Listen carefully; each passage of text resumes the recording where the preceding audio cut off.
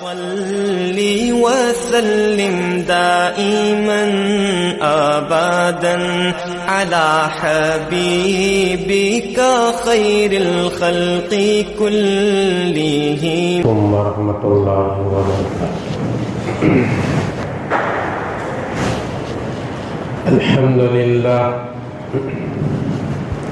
الحمد لله نحمده ونستعينه ونستغفره ونؤمن به ونتوكل عليه ونعوذ بالله من شرور أنفسنا ومن سيئات أعمالنا. من يهده الله فلا مضل له ومن يضلله فلا هادي له. ونشهد أن لا إله إلا الله وحده لا شريك له. ونشهد أن سيدنا ومولانا محمدا عبده ورسوله. أما بعد،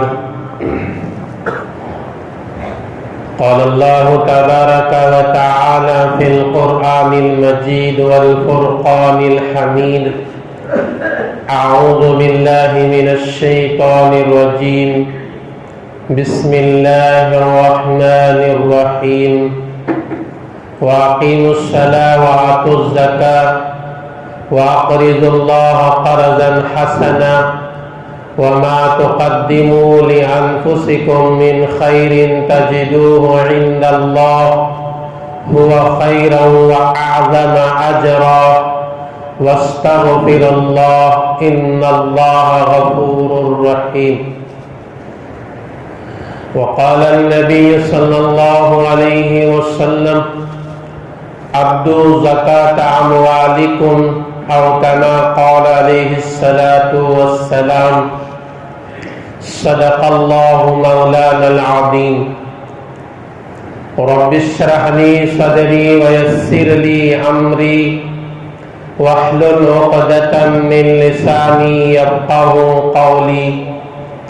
اللهم صل على سيدنا محمد وعلى آل محمد أفضل صلواتك بعدد معلوماتك بارك وسلم عليه. محترم و مکرم سامعین کرام، نوجوانان اسلام، بزرگوں اور دوستوں، یہ رمضان المبارک کا دوسرا عشرہ چل رہا ہے، جو حقیقت میں مغفرت کا عشرہ ہے۔ ایک حدیث مصطفیٰ کا خلاصہ ہے، آقا صلی اللہ علیہ وسلم نے رمضان کے 3 حصوں میں تقسیم کیا۔ فرمایا: شہر اولہ رحمت، رمضان کا پہلا عشرہ اللہ کی رحمت برستی ہے۔ وَأَوْسَطُهُ مَغْفِرَةٌ، رمضان کا دوسرا عشرے میں اللہ کی طرف سے مغفرت برسائی جاتی ہے۔ وَآخِرُهُ عِتْقٌ مِّنَ النَّارِ، رمضان کے آخری عشرے میں جہنم سے آزادی کا اعلان کیا جاتا ہے۔ تو گویا رمضان میں آدمی کی دنیا بھی خیر سے بنتی ہے اور قبر کی زندگی بھی راحتوں والی زندگی گزرنے کا ایک سبب ہے، اور آخرت کی زندگی میں کامیابی کی دلیل بنانے کا یہ مہینہ ہے۔ رحمت خداوندی ملے گی تو دنیا بھی اطمینان سے بندے کی گزرے گی، اور مغفرت جب ملے گی تو قبر میں راحتوں والی زندگی گزرے گی، اور جہنم سے خلاصی کا اعلان ہوگا تو آخرت میں مسلمان کامیاب ہو جاتا ہے۔ میرے دوستو، اسلام میں جہاں روزہ فرض ہے وہاں مالداروں پر زکات بھی فرض ہے۔ اگر اللہ نے کسی کو مال و دولت دیا، وہ زکات ادا نہیں کرتا تو آدمی گنہگار ہوتا ہے۔ قرآن کریم میں اللہ تعالیٰ کئی مقامات پر زکات دینے کا حکم دیا ہے۔ بعض علماء لکھتے ہیں کہ 32 مقامات ایسے ہیں جہاں اللہ تعالیٰ نے نماز کے ساتھ زکات کا بھی حکم دیا، اور اس کے علاوہ صرف زکات کا اور کئی مقامات پر اللہ تعالیٰ نے تذکرہ کیا ہے۔ قرآن کریم کا 29واں پارہ سورہ مزمل کا آخری رکوع اور آخری رکوع کی آیت نمبر 20 میں اللہ تعالیٰ نے یوں ارشاد فرمایا، وَأَقِیمُوا الصَّلَاةَ وَآتُوا الزَّکَاةَ، نماز کو قائم کرو اور زکات ادا کر لیا کرو۔ وَمَا تُقَدِّمُوا لِأَنفُسِكُم مِّنْ خَيْرٍ تَجِدُوهُ عِندَ اللَّهِ، جتنے بھلائی کے کام تم کرتے رہو گے، وَأَقْرِضُوا اللَّهَ قَرْضًا حَسَنًا، اللہ کہتا ہے کہ اللہ کو قرض حسنہ دو۔ اللہ کا کہنے کا مطلب یہ ہے کہ زکات دینے والا گویا اللہ کے نام پر اللہ کو قرض دے رہا ہے، اور وہ قرض کا بدلہ اللہ کل قیامت کے دن چکائے گا۔ وہ کس شکل میں چکائے گا؟ وہ ثواب اور نیکیوں کی شکل میں چکائے گا۔ جب کوئی آدمی کسی کو قرض دیتا ہے یا کوئی آدمی قرض لیتا ہے تو اچھا آدمی جس وقت کا وعدہ کرتا ہے اس وقت میں ادا کرنے کی کوشش کرتا ہے۔ اللہ تعالیٰ کہتا ہے کہ یہ زکات دینا، یہ صدقہ و خیرات کرنا، اللہ کے نام پر خرچ کرنا، یہ گویا اللہ کو قرض دینا ہے۔ اللہ کل قیامت کے دن اس کا بدلہ ضرور لوٹائے گا، وہ ثواب کے شکل میں، وہ نیکی اور اجر کے شکل میں۔ قرآن کریم میں اللہ تعالیٰ اور کئی مقامات پر زکات کے ادا کرنے کا حکم دے رہا ہے۔ قرآن کریم سورہ بقرہ آیت نمبر 43 کا ترجمہ پڑھ لینا۔ اللہ تبارک و تعالی وہاں کہتا ہے، وَأَقِیمُوا الصَّلَاةَ وَآتُوا الزَّکَاةَ وَارْکَعُوا مَعَ الرَّاکِعِینَ، کہ نماز کو قائم کرو، زکات ادا کرو اور رکوع کرنے والوں کے ساتھ رکوع کر لیا کرو۔ تو یہ آیت میں بھی اللہ نے زکات کے ادا کرنے کا حکم دیا ہے۔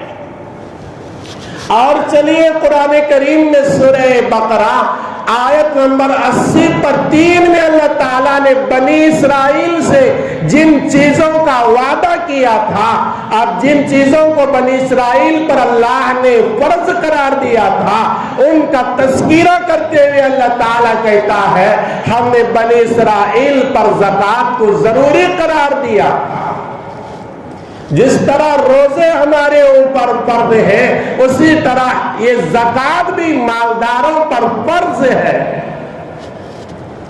قرآن کریم میں سورہ حج کے آخری رکوع آیت نمبر 78 کا ترجمہ پڑھ لینا۔ اللہ تعالیٰ وہاں کہتا ہے، وَأَقِیمُوا الصَّلَاةَ وَآتُوا الزَّکَاةَ وَاعْتَصِمُوا بِاللَّهِ، کہ نماز کو قائم کرو، زکات ادا کر لیا کرو اور اللہ کو مضبوطی سے پکڑ لیا کرو، یعنی اللہ کے احکامات پر جم جایا کرو۔ ہوا مولاکم فنعم المولا ونعم النصیر، وہ تمہارا بہترین کارساز ہے، وہ تمہارا بہترین مولا اور مددگار ہے۔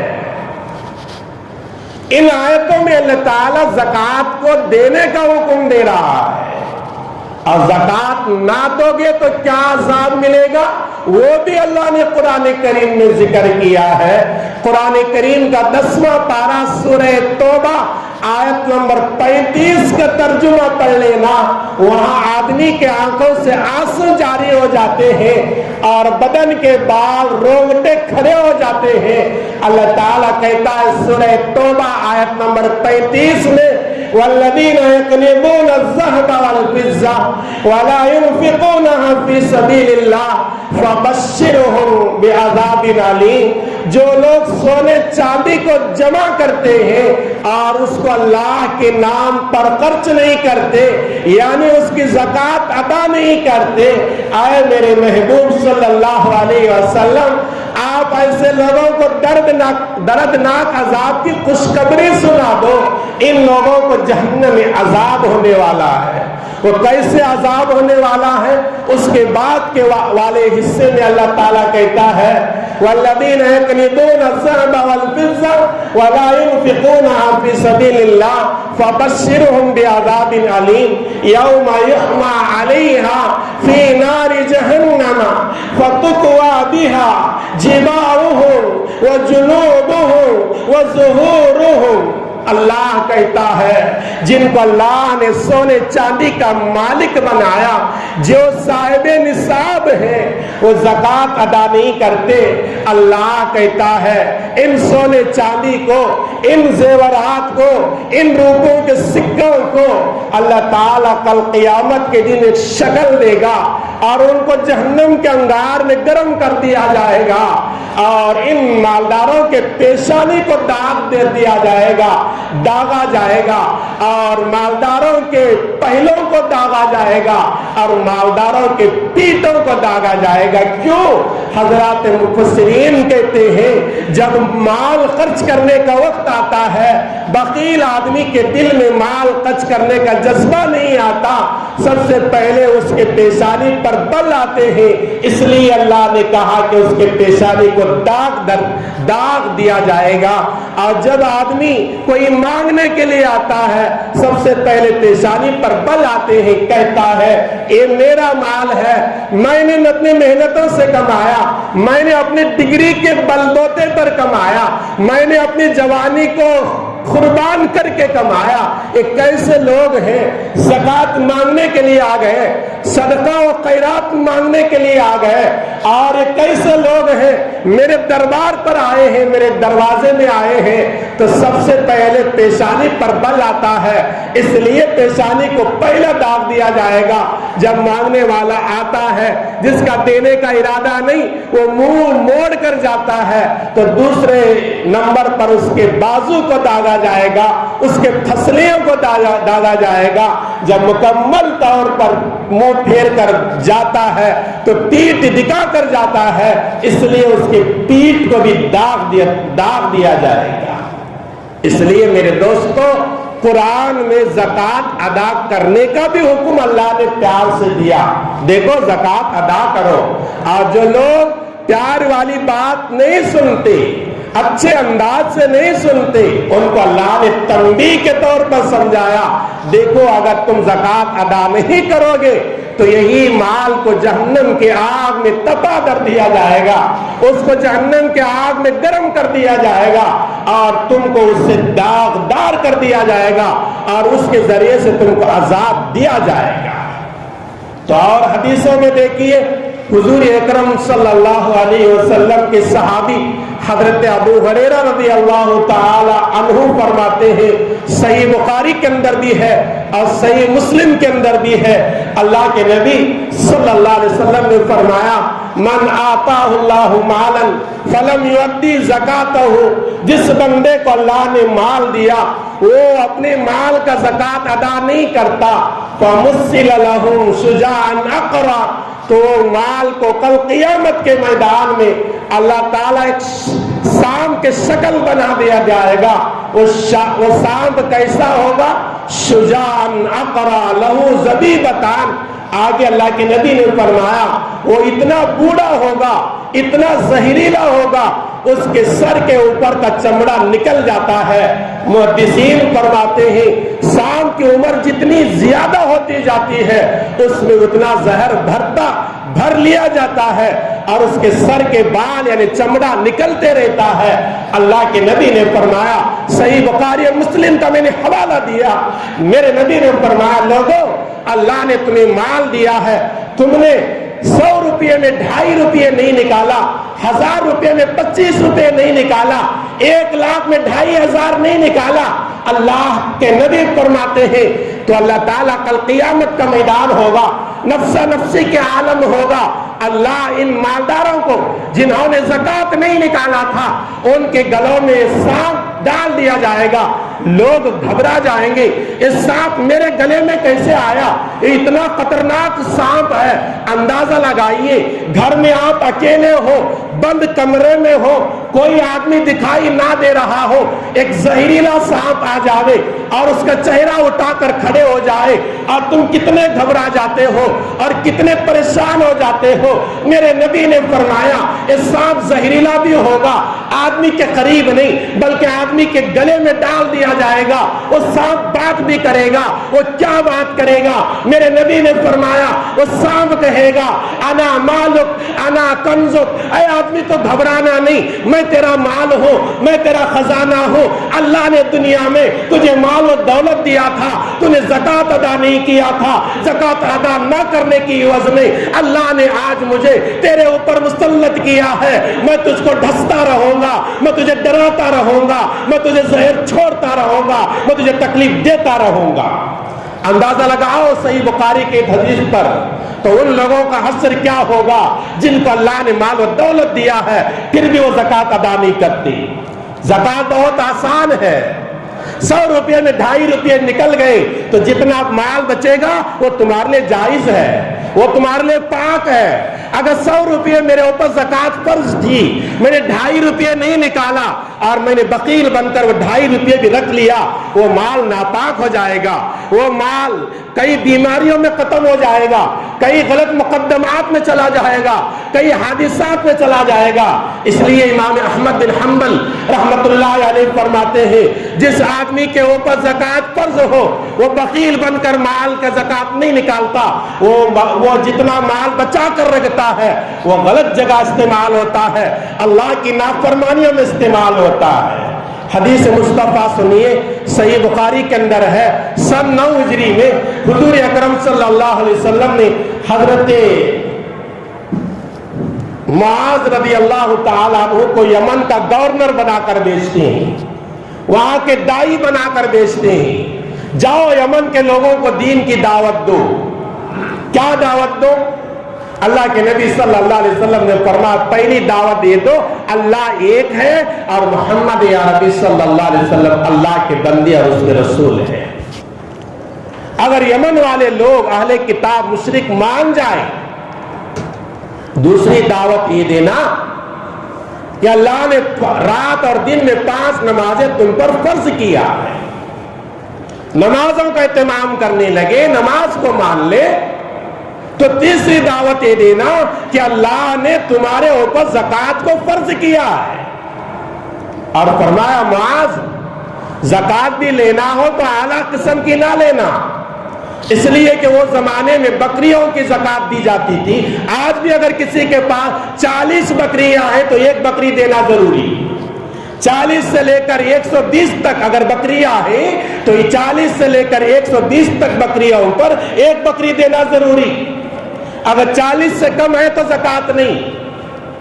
अगर इसी के पास किसी गाय बैल है और 30 पर 9 तक है तो ज़कात नहीं, और 40 पर होते हैं, 20 पर 9 है तो ज़कात नहीं, 30 होते हैं तो ज़कात हो जाती है।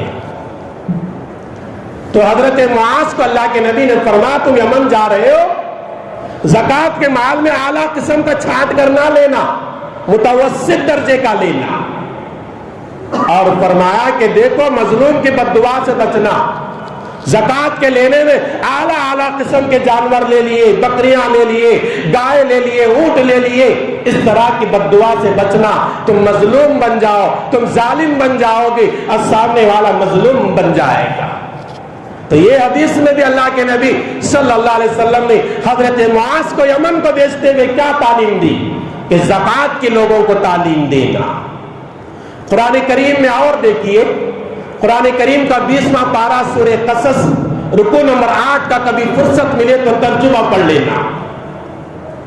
अल्लाह ने सूरह क़सस के 8वें रुकू में ایک بہت بڑے مالدار کا ذکر کیا جس کا نام ہے قارون. قارون کے بارے میں محدثین مفسرین لکھتے ہیں یہ حضرت موسیٰ کے رشتے میں چچا زاد بھائی تھا. اللہ نے اسے بہت بڑا مال دیا تھا.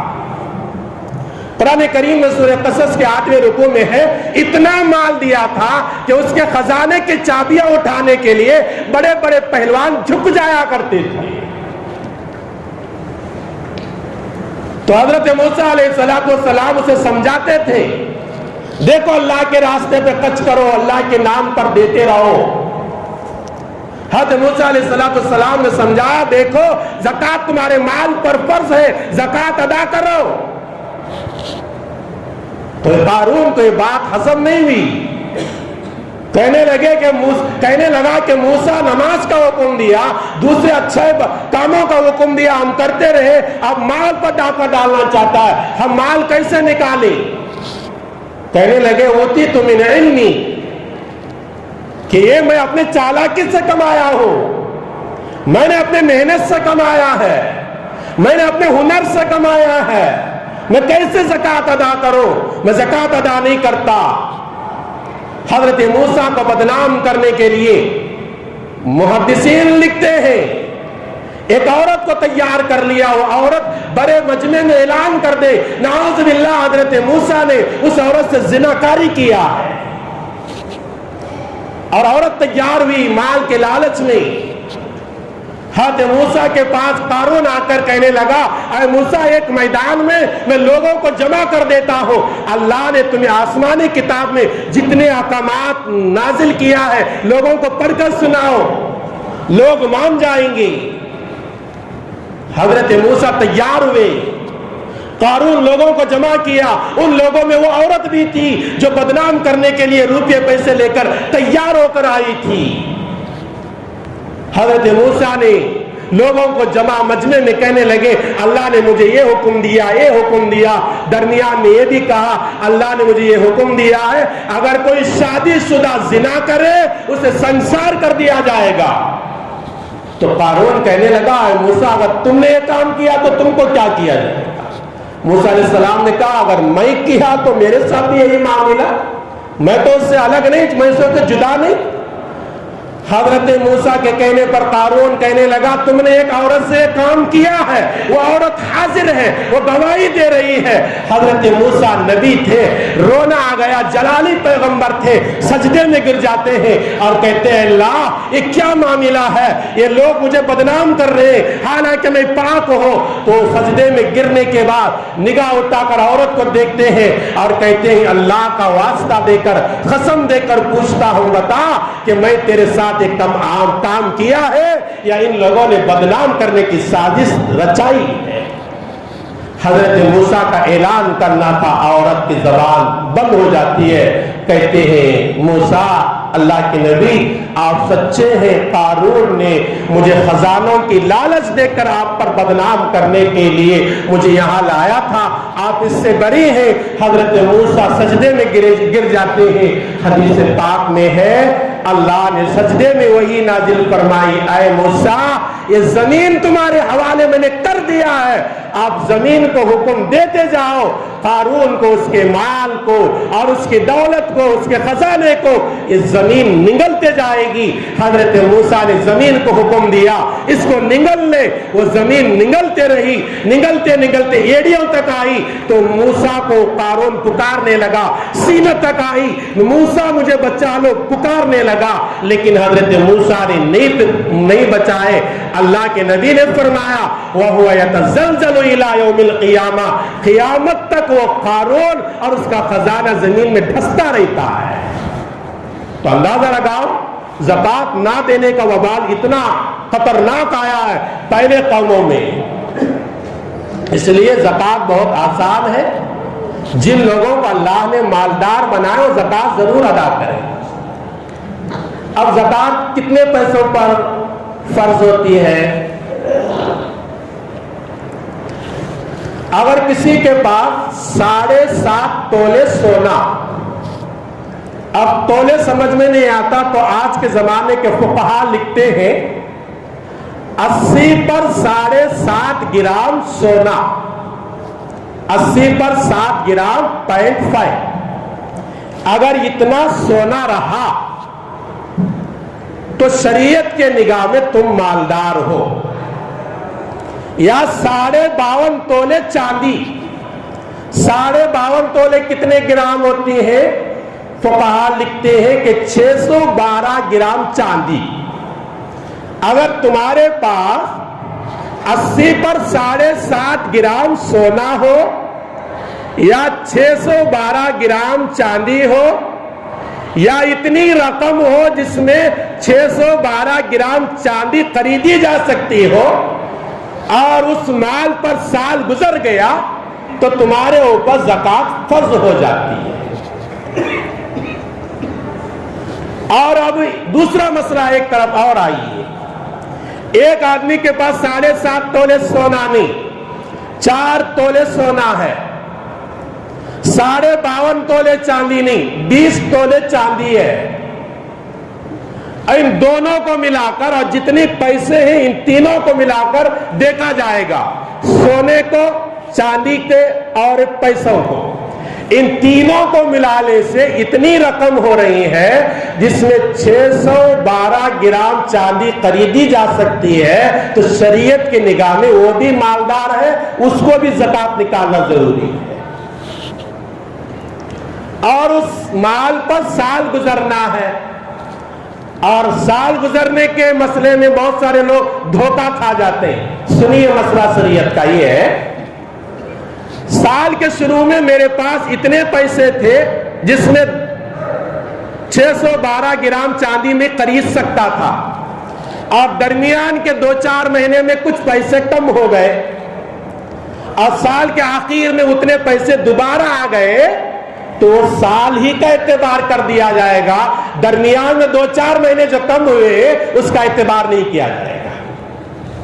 یہ مسئلہ شریعت کا یاد رکھ لینا۔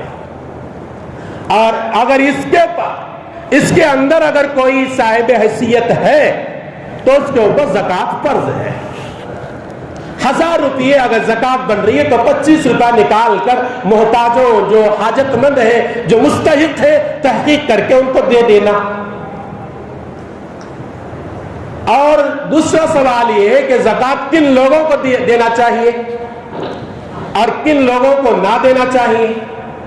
جس طرح زکوٰۃ دینا تمہارے اوپر ضروری ہے، اور اسی طرح یہ معلوم کر کے دینا بھی ضروری ہے کہ وہ زکوٰۃ کا مستحق ہے یا نہیں ہے۔ میں جسے زکوٰۃ دے رہا ہوں، شریعت اسے اجازت دیتی ہے یا نہیں دیتی ہے؟ اور زکوٰۃ کس کو نہیں دیتے؟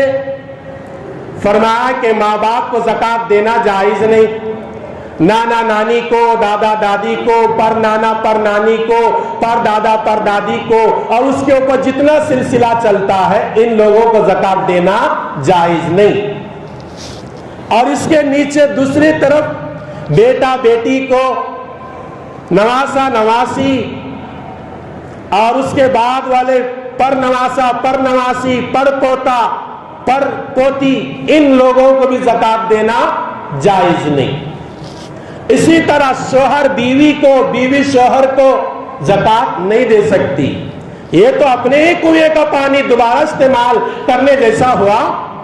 مالدار ہے شوہر، اب میں دوسروں کو کہاں دوں، بیوی کو اٹھا کر دے رہا ہے، ہو نہیں سکتا۔ اور بیوی کے پاس زیورات ہیں اور شوہر غریب ہے حقیقت میں، تو پھر بھی وہ بیوی اسے زکوٰۃ دے نہیں سکتی۔ کیوں؟ کہ شریعت نے منع کیا ہے۔ اور ایک مسئلہ یاد رکھ لے کہ زکوٰۃ کا پیسہ صرف مسلمان کو دینا ہے، مسلمان کے علاوہ کسی اور مذہب کے لوگوں کو دینا جائز نہیں، چاہے وہ ہندو ہو، عیسائی ہو، یہودی ہو، کوئی بھی کیوں نہ ہو، اس سے زکوٰۃ کا پیسہ دینا جائز نہیں۔ کیوں؟ حدیث میں ہے، اللہ کے نبی صلی اللہ علیہ وسلم نے حضرت معاذ کو جب یمن کے بھیجنے لگے سن 9 ہجری میں، فرمایا کہ زکوٰۃ وصول کر لینا، وہاں فرمایا تُؤْخَذُ مِنْ أَغْنِيَائِهِمْ وَتُرَدُّ إِلَىٰ فُقَرَائِهِمْ، زکوٰۃ مالدار مسلمانوں سے لی جائے گی اور مالدار سے لے کر غریب مسلمانوں میں تقسیم کر دیا جائے گا۔ تو یہ حدیث کو رکھ کر علماء کہتے ہیں مسلمان کے علاوہ کسی غیر کو زکوٰۃ نہیں دے سکتے. اگر غیر ہمارے گھر آیا اسے واپس تو نہیں لوٹانا چاہیے، مسلمان کے شان کے خلاف ہے. زکوٰۃ کے پیسے مت دو، کوئی اور رقم دے دو، صدقے کے طور پر دوسرا نکال کر دے دو، یہ تو جائز ہے. اور ایک مسئلہ یاد رکھ لیں، بعض لوگ کہتے ہیں کہ میں سید کے گھر والا ہوں، وہ خاندانی سلسلہ چلتا ہے، ہمیں اس میں کوئی کسی کو برا کہنے کا کسی کو حق نہیں ہے. اگر کوئی سید کے گھر کے خاندان سے تعلق رکھتا ہے تو اسے بھی زکوٰۃ دینا ناجائز ہے، گناہ ہے. کیوں؟ حدیث مصطفیٰ ہے، اللہ کے نبی تشریف فرماتے صدقے کے یا زکوٰۃ کے کھجور لا کر رکھے گئے. حضرت حسن یا حسین چھوٹے بچے تھے، آئے کھجور اٹھا کر کھا لیے. اللہ کے نبی صلی اللہ علیہ وسلم نے فرمایا کخ کخ، انہیں تھوکو تھوکو، کیا تمہیں معلوم نہیں ہم آل محمد صدقہ و زکوٰۃ نہیں کھاتے؟ تو یہ حدیث کو رکھ کر علماء کہتے ہیں کہ سید کے لیے زکوٰۃ کے پیسے دینا جائز نہیں. اگر کوئی سید کا خاندان کا تعلق رکھنے والا ہے، آدمی محتاج ہے، اسے تحفہ دے دو، اسے ایک ہدیے کے طور پر دے دو، اللہ خوش ہوگا. اس لیے کہ اعلان کر رہا میں سید ہوں، اور سید تو نبی کے خاندان سے تعلق رکھنے والے کو کہتے ہیں، اجر و ثواب ملے گا. لیکن صدقے کے پیسے اسے دینا جائز نہیں ہے. اور اسی طرح صدقے کے پیسوں میں افطار کا کھانا کھلانا یہ بھی جائز نہیں ہے. بعض لوگ سوچتے ہو گیا زکوٰۃ کے پیسے نکال کر چلو میں کسی مسجد میں جا کر افطار کرا دوں. نہیں. کیوں؟ افطار کرنے میں غریب بھی آئے گا، مالدار بھی آئے گا، صاحب حیثیت بھی آئے گا، اسے کیا پتا ہے کون سے پیسے کون کھلا رہا ہے، کھا لے گا تو گنہگار ہوں گے. اور ایک مسئلہ یاد رکھ لو، کسی مسجد میں قرآن نہیں، آدمی سمجھا کہ میں 5,000 روپے کی زکوٰۃ نکال رہا ہوں، 5,000 روپے میرے پاس ہے، چلو میں قرآن لا کر مسجد میں رکھ دوں. نہیں، زکوٰۃ ادا نہیں ہوتی. کسی عربی مدرسے یتیم خانوں میں بچوں کو پڑھنے کے لیے دینی کتابوں کی ضرورت ہے، آپ اپنے زکوٰۃ کے پیسے نکالے، دینی کتابیں خریدے، حدیث کے فقہ کے جا کر اس بچوں کو دے دیتے ہیں، یا یتیم خانے میں رکھ دیتے ہیں، یا مدرسے کو دے دیتے ہیں، تو زکوٰۃ ادا نہیں ہوتی. اس لیے کہ زکوٰۃ کے لیے آدمی کو مالک بنانا ضروری ہے، یا مسجد کو لا کر دے تو مالک نہیں بنا جاتا. اور اسی طرح اور ایک مسئلہ یاد رکھ لے، اگر کوئی انتقال کر جاتا ہے، اس کے پاس دفن کے کفن کے پیسے نہیں ہیں، اس میں بھی زکوٰۃ کے پیسے لگا نہیں سکتے. ہاں، اگر کوئی ایسا آدمی مر گیا کہ اس کے پاس 1 روپیہ بھی نہیں، اگر تمہارے پاس زکوٰۃ کے پیسے ہیں تو ڈائریکٹ تم جا کر کفن دفن کا مسئلہ نہیں کر سکتے، اس کے کسی رشتہ دار کو لے کر اس کے ہاتھ میں دے دینا، اسے مالک بنا دینا، اور کہہ دینا ہو سکے تم کفن دفن کا انتظام کرو. اس وقت میں جائز ہے، اس کے علاوہ جائز نہیں. اور بھی کچھ مسائل ہیں. اس لیے زکوٰۃ ادا کرنے سے پہلے معتبر علماء سے، جن علماء کے باتوں پر تم لوگوں کو بھروسہ ہے، ان لوگوں سے مسائل پوچھ کر زکوٰۃ ادا کرنے کی کوشش کریں. آئیے اللہ تعالیٰ سے دعا کریں، پروردگار عالم مجھے اور آپ کو کہی سنی ہوئی باتوں پر عمل کی بھی توفیق عطا فرمائے. آمین. وآخر دعوانا ان الحمد للہ رب العالمین. السلام علیکم ورحمۃ اللہ وبرکاتہ.